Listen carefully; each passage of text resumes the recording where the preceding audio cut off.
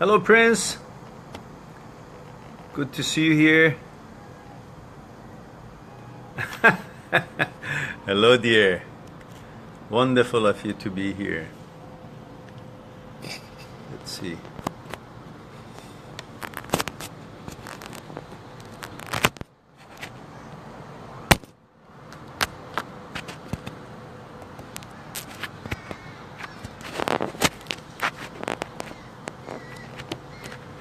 There we go. Hello, Sherry. Good to see you. Tell me, guys, is everything okay as far as the sound and resolution is concerned? Hello, Heidi. Mike,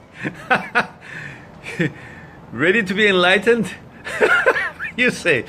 I wonder if you're in town, because we have a meetup group called the Enlightened Ones, something like that.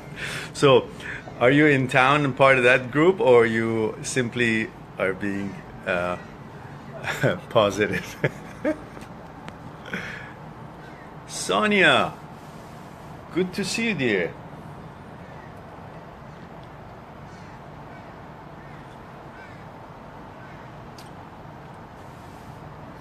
So, somebody tell me, Chicago, Mike. I did go to Chicago a long time ago for a conference. It was a pharmaceutical convention thingy, and it was beautiful. One night I was in my hotel waiting for the next day to go back to the convention, and I just walked around the block nearby my hotel and found this little place. You'd go downstairs, like a basement looking thing. An amazing, beautiful jazz was being played there. It was a bar, and it was just a wonderful time. I just sat there, had a glass of Perrier. That's my favorite drink. And I really thoroughly enjoyed that whole atmosphere that I used to see it in the movies and so on. And it was a real authentic jazz. It was lovely. Chicago, the Windy City. So, Sonia. Mehran Jun. Yes, Sonia Jun, how are you?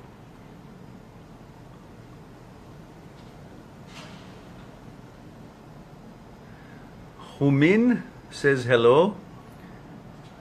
He or she, I don't know, says, where is your wife? What do you want to do with my wife?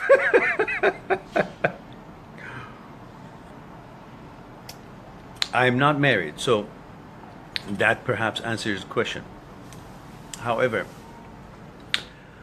what a wonderful sunshine today here. We finally have done away with the smoke coming from the BC forest fires, and it's been now a week like that, which we thoroughly appreciated. Hello, Tejveer. Good to see you. Boy, this thing is sour. It's cranberry juice and hot water, and sure, it's got its kick. I need a chaser now, water.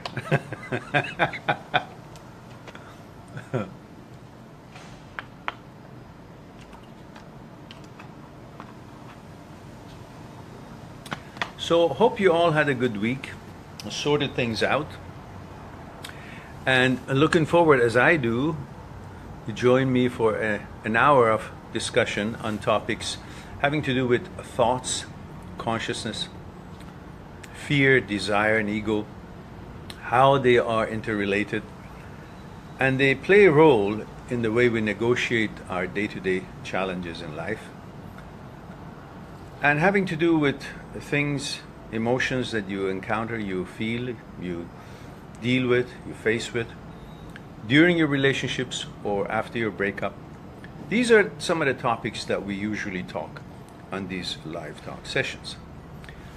As I'm sure you know, it's been now a year since we started these live talks, and since the beginning of it, which was always at this Facebook page of the amazing things in the world, which again, thanks to the wonderful people of WittyFeed, the owners of this page, who facilitated and asked me to provide a session every week to help their audience and to help the people as much as one can and share topics of interest with them. So thanks to WittyFeed people for facilitating this for us. Now it's been marked a full year since we started that, and we now have 2 live talks, Saturdays on my own Facebook page, Mind That Seeks Truth, which I'm sure many of you are already subscribed to it. If not, please go to the link you have up here, Mind That Seeks Truth Facebook page, and like it so we can also see the posts and share the posts and so on and so forth. And on Saturdays we have a live talk on my Facebook page, and on Sundays, today, we have a live talk on the Amazing Things in the World Facebook page. Now, of course, 1 year has passed, and we've had many talks, very fruitful and helpful to many people around the world, and I'm very happy about that. And thanks to you for giving me the opportunity to share some thoughts with you and discuss matters of importance to each one of us. And for that reason, I'm sure you all know that I have been able to just listen to you guys who always wrote me and told me that you like to have the ebooks, you like to have my books, which are available at my site, mindthatseekstruth.com. But you always said that because of the differences in currency, US dollar being so strong versus your own currency of your country, it is not so comfortable for you to purchase it. And so, for the anniversary purposes, I have reduced all ebook prices to merely a price of a coffee, which some of you have mentioned. So they're now about $4, $5, or $6, something like that.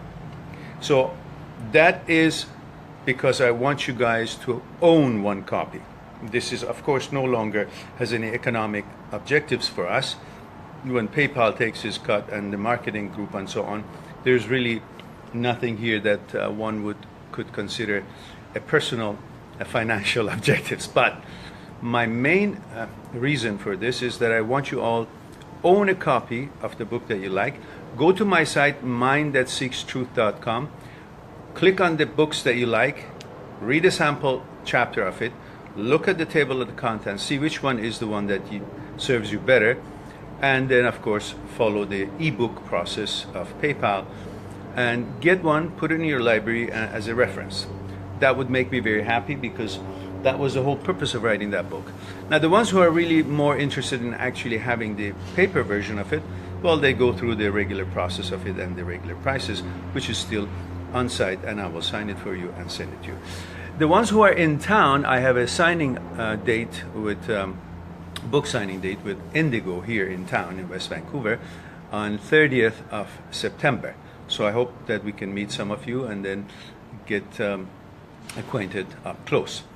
And we have a meeting coming up at the meetup group towards the end of October. The ones who are in town, it's called the meetup for the Mind That Seeks Truth in West Vancouver. And again, I look forward to see whoever can make it to that meeting. Having said all that, now let's see if we have any questions that we can chat and discuss together.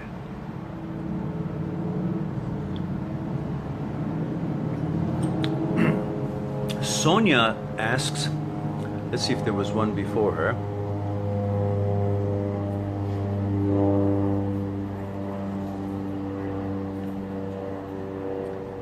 Brad says, didn't give us an option to like the page.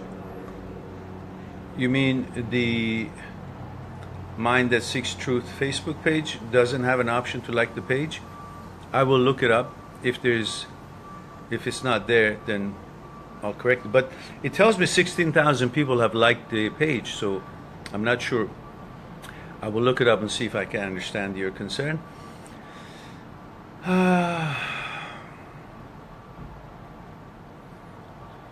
Nancy says, didn't hear where you're from, just heard the BC wildfire. BC wildfire, that means I'm in BC. British Columbia. Vancouver, British Columbia, Canada. That's where I'm sitting here and talking to you fine people. So, Arash says, how to manage stress. So that's the first question we have. Well, on the book Me, My Psyche and I have a long chapter on understanding how to deal with the stress, meditation, and so on and so forth. It is going to be elaborate discussion, but I'll try to touch on it. You need to look at stress possibly differently. We all have been fearful of stress, thinking that it's all negative about it. Well, it's not a pleasant feeling, that's for sure. But look at what happens with lobster. I'm sure many of you have heard the story of the lobster. Lobster is a mushy thing encased in hard shell. And as lobster lives, it wants to expand. But the hard shell doesn't expand. The mushy thing does. But it gets to a point that it has no more room because the hard shell doesn't expand. So what it does is under stress. And that stress causes him to go under a rock, find somewhere safe, and shed that skin, that shell, hard shell, and make a new one, which has more space for him to expand. So what happens is, in that stress, he learned to grow. Most of us going through the same thing, whether we notice it or not. Stress that we go through does teach us certain things. We learn how to deal with it, we learn how to handle it, we become tougher, we change our views, we investigate a little bit more, we look inwardly and find the reasons why we act, deal, or interact or react or feel the way we do, what for, and through that we grow. That's one way of looking at stress, which by itself takes away some of the stress of the stress. Other than that, please take a look at the ebook, which is now very affordable, on Me, My Psyche and I, and look at what it has to say about meditation and stress, and what is causing you anxiety and fears and so on, which stress all comes from it, and what's the role of thought and time in this, and how it is all explained. If you go to my site, mindthatseekstruth.com, there's a seminar I did for a local university last year, which talks about the end of fear. In that, which 10 minutes of it is free for you to watch, you can see some things about the role of time and thought and fear and anxiety, which leads to stress and all that. And if you understand that, it probably helps you with reducing your fear of stress and dealing with it differently.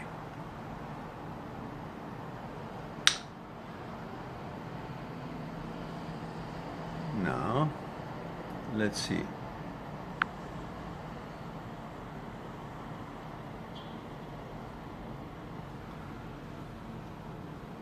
Humin says, why should I strive to be my best if I will die anyway? Why should you take a shower? You're going to get stinky anyhow. But is that how you want to go through that one day? Stinky, or smell like flowers, or smell like whatever it is that you like, ocean, or why would you want to sleep in a garbage if you don't have to? Do you enjoy garbage? Listen, all of us gonna die one day. You can't negotiate on that. Now, it's your choice if you want to live with dignity and a good lifestyle of hygiene and quality and comfort and so on, or you want to live, just be there until you die. Which one gives you more joy? Decide. Now, if you think that it's all the same to you, then that's your life. And that's the experience you will gain through this life. But if you think that you're supposed to be praised or given some kind of a prize for being here, rather than thinking being here is the prize, then you just haven't gotten it right. You have been born lucky to begin with. This is the gift. This is the praise and the prize that you've received. Yet you think you should be given something else because you're here and living. Well, being here is the ultimate prize, because that's where you actually have a chance to learn, experience all the pleasures, all the lessons, and help and expand the wisdom of the universe. That is your role. You have a reason for being here. And perhaps there's something else at the end of this journey in some other form. I don't know. But on that note, you need to enjoy and live your life as best as you can. What choices do you have? It's one thing to sit down and moan and groan and complain about things, but the other one is to understand and see the reality and actuality of how things are and make the best of it and enjoy with dignity, with happiness, with contentment, with pleasure. You know, there's nothing wrong with it. Why does it always have to be something given to you for you to take good care of yourself, or, you know, enjoy and be pleased with the opportunities that you have in life? Saying what is the point and all that, well, these are all explained in some of the other talks that we had. We spent quite a bit of time on them. You say everything I'll do will go away when I die. It's not true. Not everything that you do will go away, because you're thinking about only material world, which everything material, materialistic, physical, everything physical has a duration. We have a duration, we expire. Bread has a duration, it expires. Everything physical has a duration in time. But things that you gain in the form of consciousness, an expansion of knowledge and experiences, and the things that you add with your presence in this world, which in fact has a place in this puzzle of life and helps the whole picture be painted properly, that role of you adds lots of things to the wisdom of the universe, and the whole intelligence of the universe expands on that way. Every one of us have a certain duty and responsibility, have a hand in that. So don't look at yourself as such a menial thing. You're very important. You're very important for the expansion of the wisdom of the universe, the collective consciousness, the way you affect the other people's lives, whether you know it or not. The fact that you're here, you've made changes. Maybe you're not aware of it. That very question right now maybe made changes to some other people's view of why they're here because of this discussion. So everything you do, everything every one of us does have a purpose. Whether we see it or not, it does affect the world in the grand scheme of things. So don't be so sure of your opinions. Your opinions are only an opinion, but not facts. It's a thought process that you're going through, and you can simply change it and see and find usefulness for why you're here. You're only looking at things that you feel makes no difference to you, but you're not aware that the things that doesn't make any difference to you is making a big difference to the rest of us and the rest of the world. And what they're doing is making a difference to you, and we are all in it together. So start being a little bit more positive and give more respect to yourself and to your opportunities in this life. You're a very important person, whether you know it or not. But continue the journey, and along the way, you will see the signs of why you're here. That's all I can say for now in this short time of our discussion. Sonia says, how to keep your faith strong in tough times. What do you need to keep your faith strong in tough times? Why don't you just have a goal and understand why is it important for you to achieve it and run towards it? Are you talking about faith in religious form or faith in that something good will happen or things will work out? Whatever it is, you have to understand what you're accomplishing is coming from you. If you're waiting for something out there to help you to do what you're supposed to do, it's kind of encouraging yourself, that's all. But it's all about you. You are the power. You are the source. You are the faith. Whatever you believe comes from your own mind. It is you, your mind, your thoughts that makes you do something as best as you can or give up on something. There is nothing out there that is going to interfere with what you are supposed to do or not supposed to do. It will be your thought that is creating that image of something, is encouraging you, and that's wonderful. But otherwise, it's all about you. So you don't have to keep your faith strong.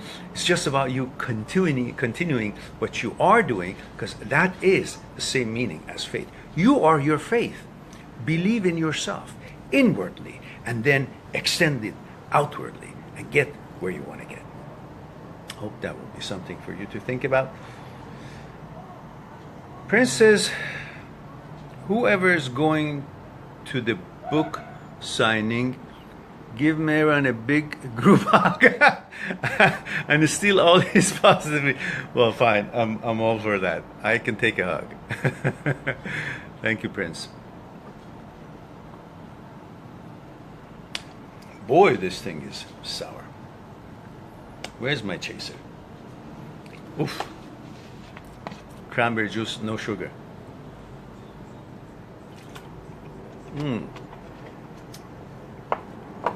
All right. Now,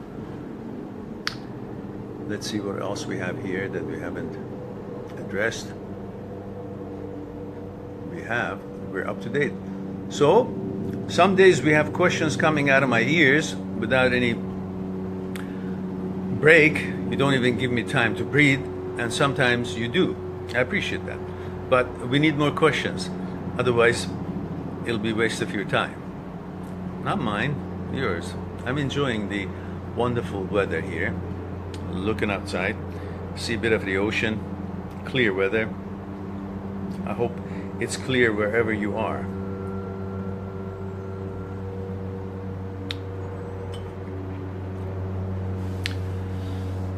So I'll be drinking my cranberry juice, sour cranberry juice, while I'm waiting for questions coming from you.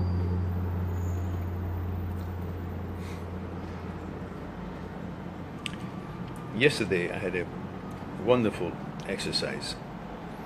Since it was smoky here, the air, quality of the air was not good during the past few weeks, and it cleared up last week. I hadn't had the chance to do any or much exercise with the indoor or outdoor. So past couple of days I started, and yesterday I did quite a bit. So if you see me a bit sleepy, I may just fall over. So put your questions quickly before I feel like, okay, our time is up and we'll wait for the next week. Have you guys run out of questions? Is it possible?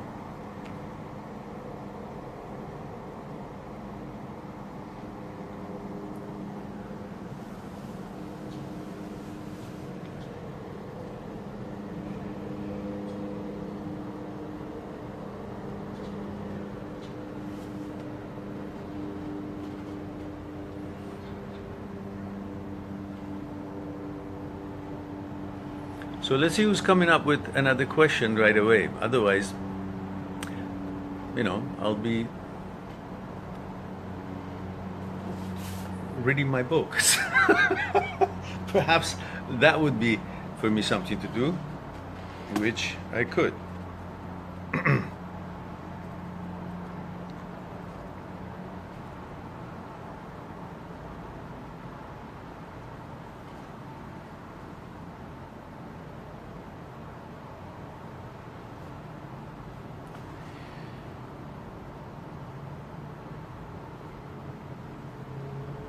So many of you seem to think, oops, just as I started saying something, there is a question. Annika says, how to let go of build-up sadness. I was dead sick last year, but I survived. Well, I'm glad to hear that. I still carry fear, but most of all, sadness of what happened and how I fought alone. How to let go of this sadness. First of all, sadness naturally will disappear because we as humans are not built to remember pain or sadness. Sadness, which comes from, let's say,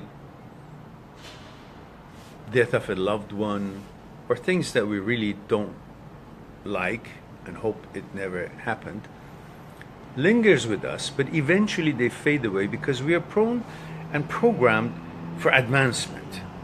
We are resilient. We are warriors while we love to advance.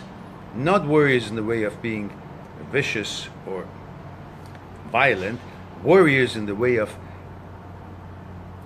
explorers, interested in advancement, to better ourselves. And for that reason, you will not remember sadness for a while. You will remember it for a while because you're a human being, you have a mechanism of memory, and that is imprinted in your memory. But the more you become involved in life, the synaptic neurons, the connections, will stop creating a bridge between the old memory of sadness and what you're thinking, between your thoughts and the memory.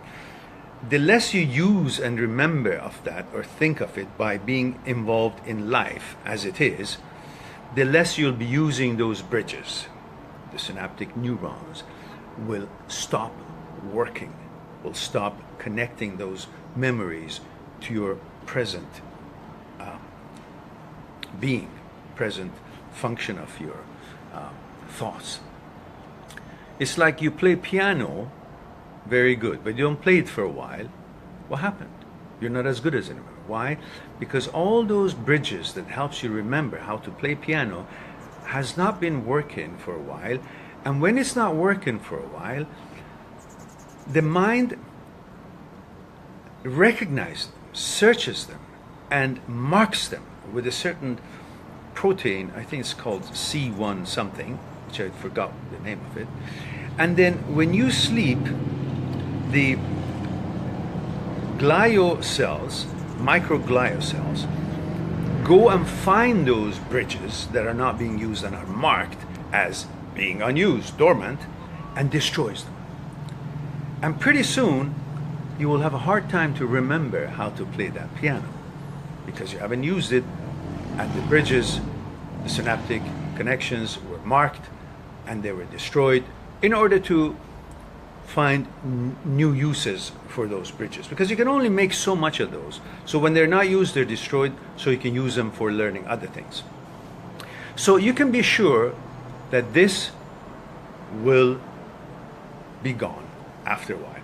For more detail of this point that I brought on about how to delete memory, go to my YouTube channel and search in how to delete memory, and it will come.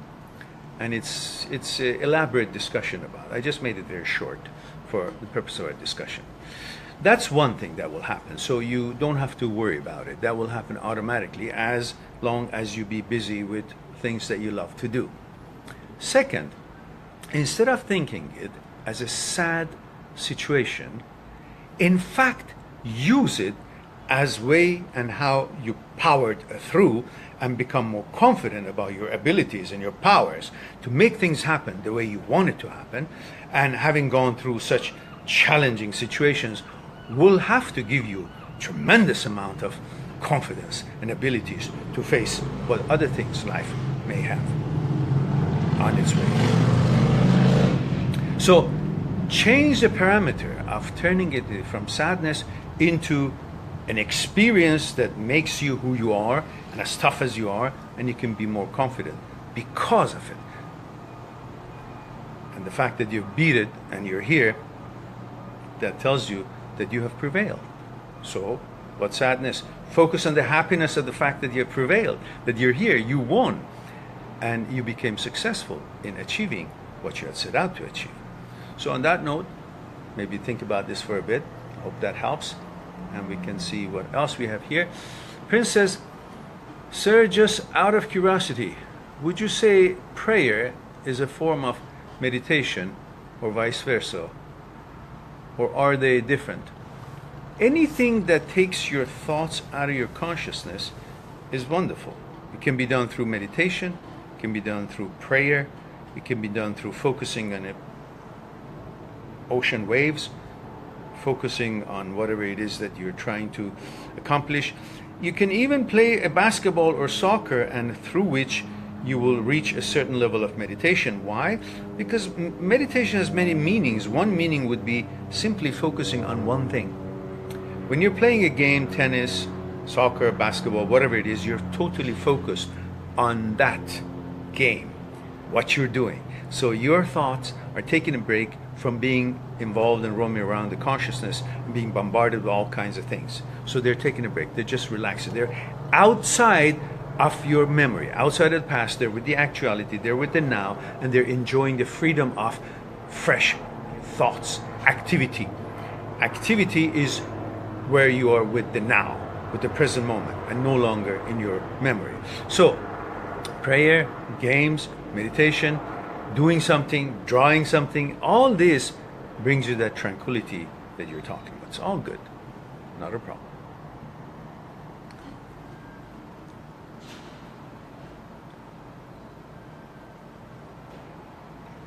So Kumin says,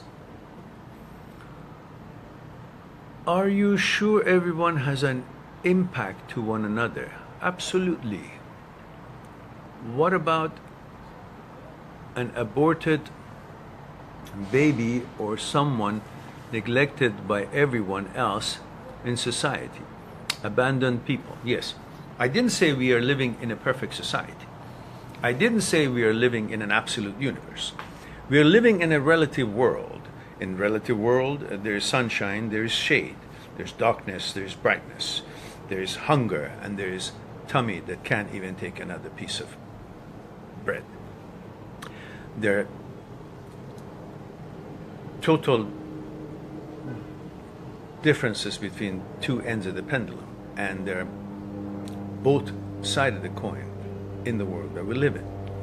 So if you want to think about the atrocities and the shameful behavior of human beings around the world, creating wars and neglecting the innocent and stealing from each other and abusing and dominating and killing and bombing each other, well, that's not about what this world is about. It's what we have turned it into, which is unfortunate.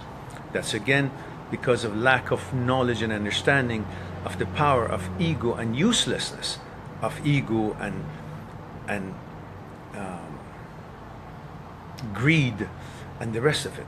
And all because we have never searched to understand what is our psyche about, what makes us tick, why we behave the way we do, what are the elements involved in this. Instead, we've simply followed like a bunch of donkeys behind another donkey, just because that other donkey at the head is having more of hay than we do, so we're just simply trying to do the same. Instead of coming out of the line, see what's in front of you, what other things are available, and change your ways if the ways of the line that is on the move is not credible, is not the way it should be. Use your mind. You do the things that are right. Don't say because others are not doing it right, therefore this whole thing is garbage. No, the people like you who recognize this are the people who can make the change by making the change right from here, the first person, themselves, their own activities, their own behavior, their own mentality, and that will trickle and eventually will make changes. Drop by drop, an ocean is born. They're all made out of drops. It's not that they just came like that. Those drops have to be changed in their quality if we want the ocean to change. So you are one of the drops. That's why you're more important than the ocean itself, because it's the drops that changes the quality and makes the quality of the ocean. So go ahead, drop, go and be the wonderful self that you can be, and make changes through your abilities and your wisdom and what is right in your opinion. Do it right. Don't worry about who's doing it wrong.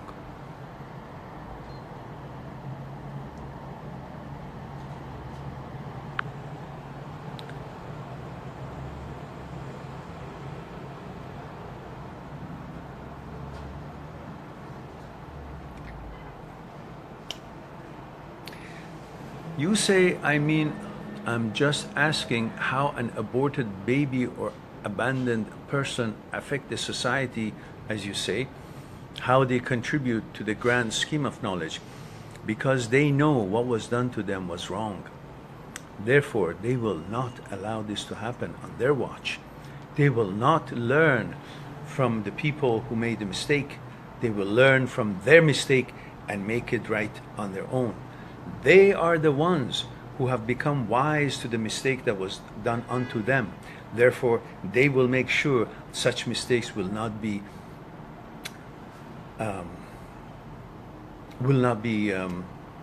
performed by them.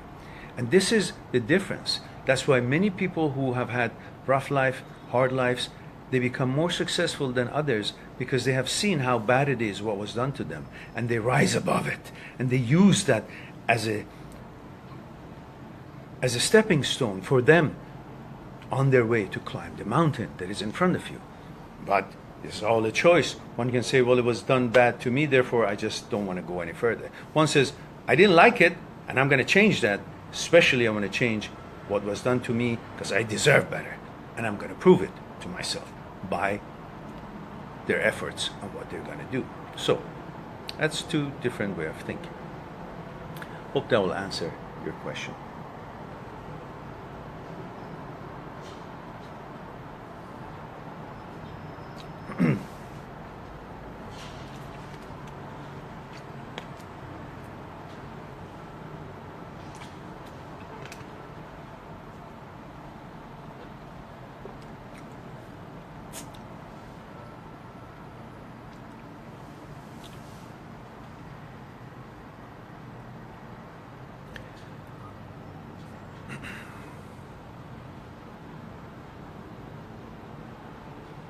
Many of you are constantly relying on other people's interaction with you in order to find confidence or affirmation. And that's mostly because you think so highly of that person, whoever it is that you're so fond of, thinking that the quality of that person is why that person is so great, while that person is really no cure of a common cold or anything like that, but somehow you've made that person so seem amazingly wonderful to you. And have you ever questioned who is the actual reason for that person to seem or be so great? Is it really that person's quality? Well, yeah, sometimes there are people in this world that are really high quality in how they behave and do, act and react and affect everybody else. So, yeah, those are really people of high caliber. But not everyone that we are really so fond of or infatuated with is really of that quality, is it? We just happen to, like someone, especially in relationships, and you make something so wonderfully amazing, and then you fall all over yourself for that person. So let's examine that for a second. Is that really because of that person? Or the source of that wonderfulness is actually not in them, but in you? It is your desire, your ability to actually like something, to elevate something, to give a certain image of someone to yourself in your mind. You create a certain kind of a god of that person. But is it really that person that deserves all those qualities, or you simply are so fond of yourself that you say, whatever I love must be so wonderful, therefore if I'm so wonderful, then whatever I love must be so wonderful, so let me just make that wonderful thing a little bit more wonderful, so in turn I will be more wonderful, because then I end up liking something that is really highly credible. But you created that person in your mind. So is it really that person that is so high and mighty that is worthy of your attention and love and your admiration? Or is it you who's able to admire and give value to other people that is giving value and such worth to that person? Is it them or is it you? You know, it's like a question you say, is it the slope of the mountain that makes this car to go to increase in speed and speed downhill? Is it the mountain and the angle of the descent, angle of the mountain? Is it the quality of the train? Is it the quality of the road? Is it the quality of the mountainside because of its slope that makes this car so shoots down so violently, so speedingly, and increase in speed? Is it? Or is it the fact that the design of the car and the fact that it has smooth wheels that actually is able to turn and increase in its speed, gain its speed, is why that car is going that fast? Is it the mountain or is it the car? Because if you put a piece of rock on that mountain, it hardly will move, the same angle. So it's not really the mountain and the angle or the road. Is also, or maybe only so, the car's design and the wheels that are so smooth and can function the way they're designed. So is it that person that you're really so highly valuable and amazingly that you're infatuated with, or the fact that you're able and capable to love and your desire that is all within you inwardly, that has got this quality and program of being attracted and being able to love and admire something? So is it really them, or is it your qualities and abilities that can make them feel so wonderful about in you? Now, something for you to think about. Let's see what we have here.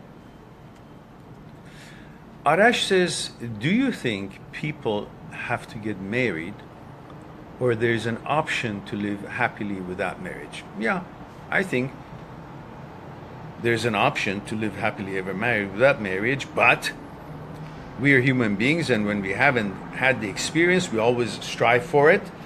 And when we get this experience, we say, oh, that wasn't much. So it's part of our trait, and a noble trait that helps us to advance, to experience things.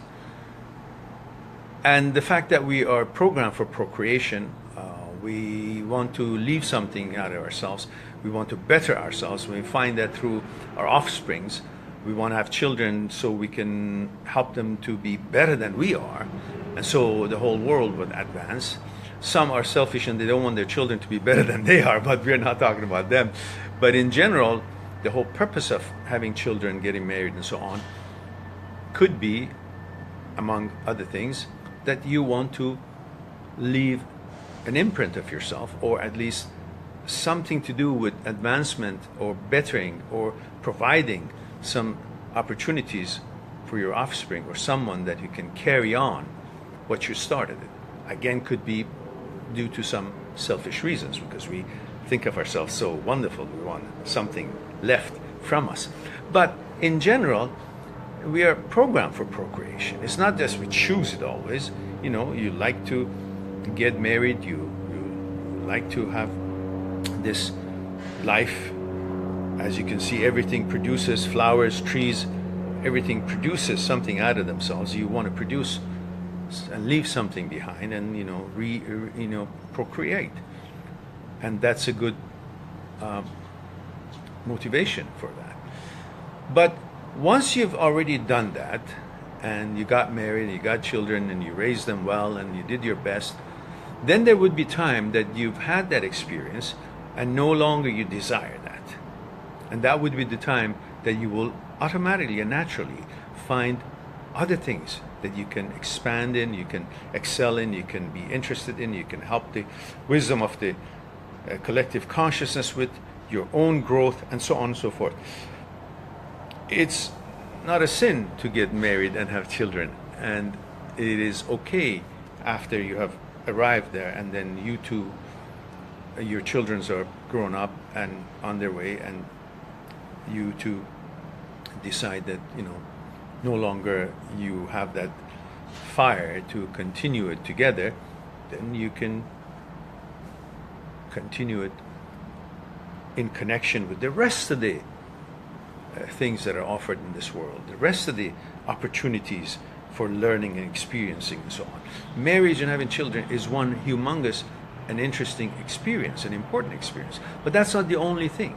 There are many people who can't have children, or didn't have children, or didn't have time, or didn't have the interest at the time, and the time passed and they can't have that kind of a marriage and children and so on anymore. But they're still very committed and happy and positive members of the society, and affect the society and others positively, and help the expansion and advancement of the nature, of the environment, of the community, of the universe as a whole.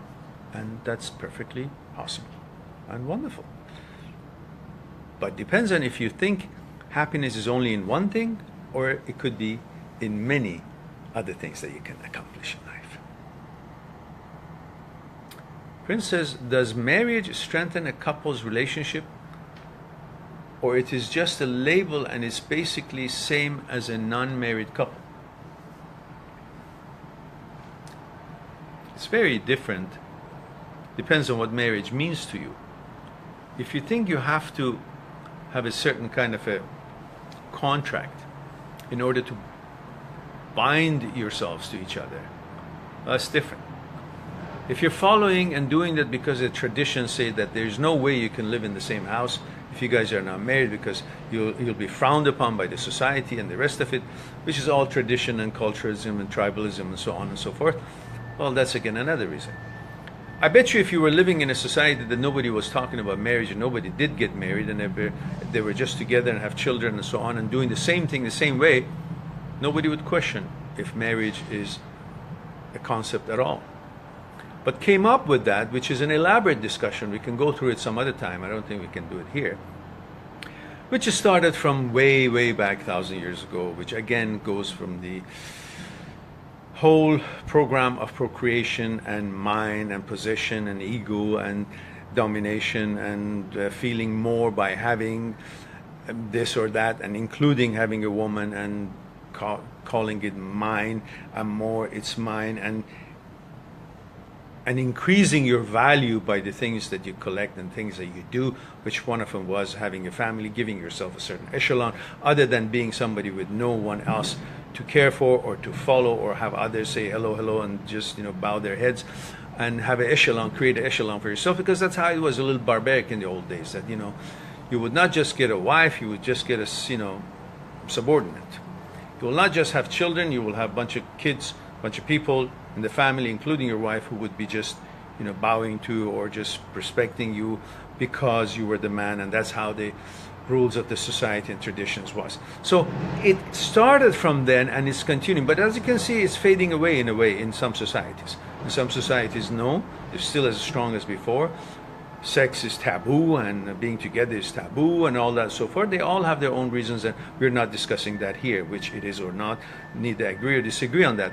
But our point is that these are all stemming from certain traditions that started hundreds or thousands of years ago, and it's continuing, and has a lot to do with how our psyche put together, and how the conditioning of the societies that we lived in, and the rules and traditions have conditioned our psyche, and we are now reacting and acting on those bases.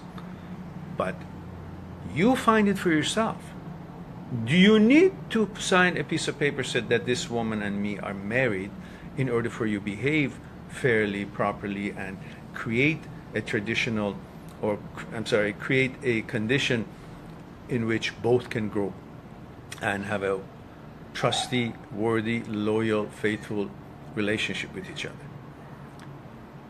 These things don't have anything to do with marriage, because many people get married, but yet they cheat on each other, yet they get divorced, yet it doesn't last, yet the reasons for getting married or getting together was different from each other, therefore it never went anywhere, because their point of references and their purpose of getting together was based on different goals. So again, you look at what a certain traditional ceremonies, marriages or contracts or signing or registering has had anything to do with strengthening a relationship or not. You'll see it has had nothing to do. For the first while, maybe because everybody's infatuated with all the attention they get from their communities and traditional, tribes behavior. Oh, we are married, now you're respectful, now you have a wife, or now you have a husband. All these eventually through time, if they are not bonding on their consciousness level, if they're not having a positive relationship, hopeful, helpful, a team, a good communication between the two, understanding each other, observing the rules that they put for each other by themselves, not according to some rules out there. They establish certain kind of a clear and strong bonds based on the movements and conditionings they have in their consciousness. And they understand all this, become aware of it, and modify it, compromise, and change their personal single orders into a compatible and unified collective order when they get married, and they work on it. Well, it can last. Otherwise, doesn't matter what kind of a tradition you follow, the bonding between the two is important, not some promise, because promises, we all know, people break promises every day and 2 times on Sundays, which is today, by the way. So it really has to do with how determined two people are to understand each other, to bond each other on a conscious level, not on the basis of material. And most people these days not love each other, they love what the other one can do for them or provide for them. So is it really loving them or loving what they can do for you? So if they can all understand all these things and have this exercise and go through it thoroughly, well, they'll have a different level and different quality of relationship. And then that quality of relationship doesn't have anything to do and does not need a certificate on a piece of paper based on certain kind of tradition or not. It would be because of choice. Because many people get married but they choose to divorce, so they do. So getting married is no guarantee that it will last. Tradition doesn't guarantee it lasts. Some tradition it does, but they have a painful life and they're not really together. They're together, but they're separated, even though when they're together. So that is something you got to consider. Marriage is just a ceremony, but that ceremony has nothing to do with actual bonding and the arrangements of two minds can feel and think about each other. Hope that would be something to think about. And Brad says, how can we manage to keep a positive outlook when things are making us angry, such as situations at work and in troubling situations? Well, that's again another topic that one can talk for hours on it, but you can simplifying it, you can always remember and believe strongly that everything changes. Nothing is final. What unfortunately is what people believe. Actually, it was something I saw here, which perhaps I can read for you.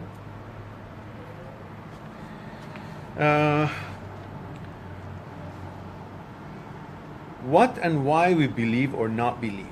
We believe what we see and what we know.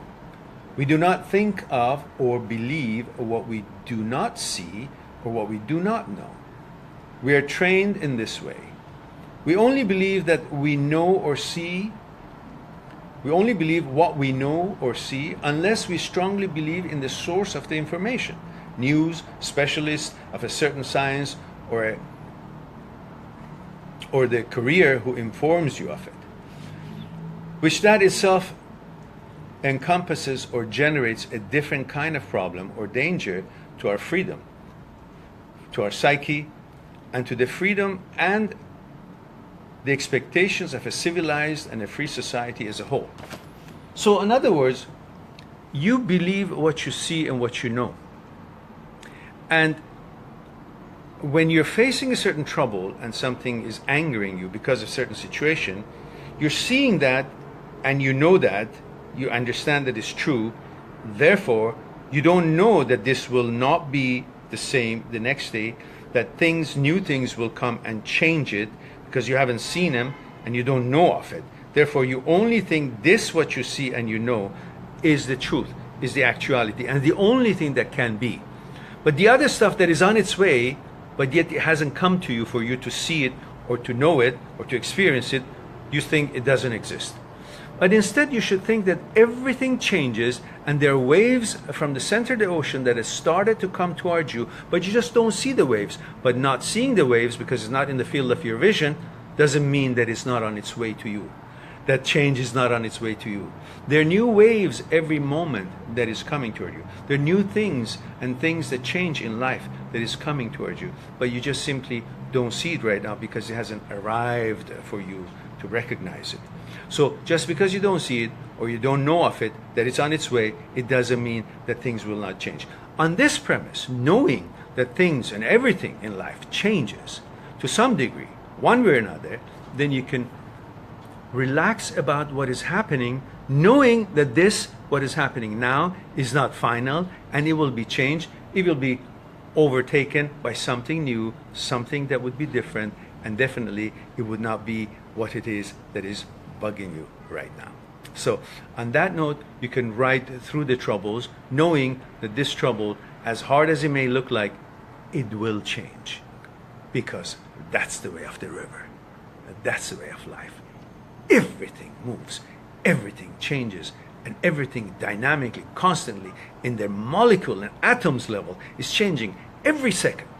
So that thing is no different. That will also change your thoughts in your mind, and your mood will also change. Give it time. Let the nature take its course. You'll be fine, Brad. Okay, I think this must have been the end of our time. Prince, our timekeeper, what is the time, please? I think we've had our 1 hour already. As soon as I get my okay from my good friend Prince to let us know what time it is, then I know. There it is, 12:30, right on the button. So thank you very much for you all guys being here again, giving me a wonderful chance to share some topics and some opinions with you. I hope that you will sort things out for yourself for the week to come, and you will deal with things positively, be confident, and always know things will change and new things will happen. That's the way it is. You can't change it. Therefore, don't try to think that what you're going through is how it's going to be forever. Everything changes, and that's a good thing. So, love you all. Thank you for being here, and look forward to talk to you again, maybe next week on Saturday on my own Facebook page, or next Sunday on the amazing things in the world. And again, thanks for the Witty Feet people to arrange this for us. And I hope you guys will not forget to go on my site and take advantage of these very, very low priced ebooks, which by the intention is for you all to own one and use it as reference when you're in the mood to read some interesting or heavy stuff. Love you all, and thanks for being here. Talk to you soon. Bye for now.